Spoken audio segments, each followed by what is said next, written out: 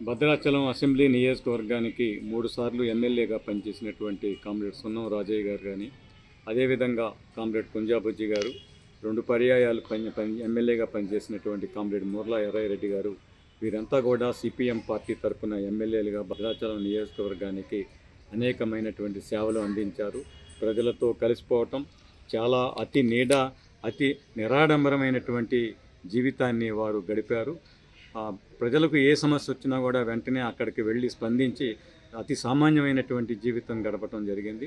ఈరోజు సున్నం రాజయ్య గారు కానీ, అదేవిధంగా కుంజా బుజ్జి గారు కానీ, వారు ఎమ్మెల్యేలుగా ఉన్నప్పుడు ప్రభుత్వం వాళ్ళకి హైదరాబాదులో స్థలాలు ఇస్తే ఆ స్థలాలను కూడా వాళ్ళు పార్టీ నిర్ణయం ప్రకారం వాళ్ళ స్థలాలను తీసుకోకుండా ఉన్నారు.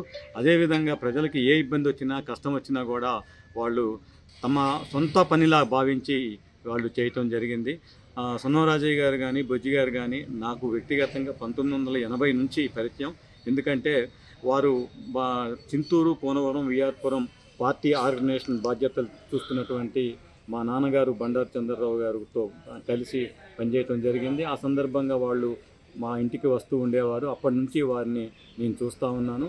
వారు అతి సామాన్యమైనటువంటి జీవితం గడిపి వారు ఎక్కడ పడితే అక్కడ పార్టీ ఆఫీసుల్లో కానీ, ఎక్కడ పడితే అక్కడ కింద పడుకొని అదేవిధంగా సామాన్యమైన ప్రజల్లాగా ఉన్నారు. వాళ్ళు చాలా నిరాడంబరమైనటువంటి జీవితం గడిపినటువంటి వ్యక్తులు. ఈ రోజున్నటువంటి ప్రజాప్రతినిధులు వారిని ఆదర్శంగా తీసుకోవాలి. అదేవిధంగా ఈ రోజున్నటువంటి యువత కూడా అటువంటి ప్రజాప్రతినిధులని ఆదర్శంగా తీసుకొని పనిచేయాలి. అటువంటి ప్రజాప్రతినిధులు కేవలం సిపిఎం పార్టీలో, కమ్యూనిస్టు పార్టీల్లో మాత్రమే ఉంటారు.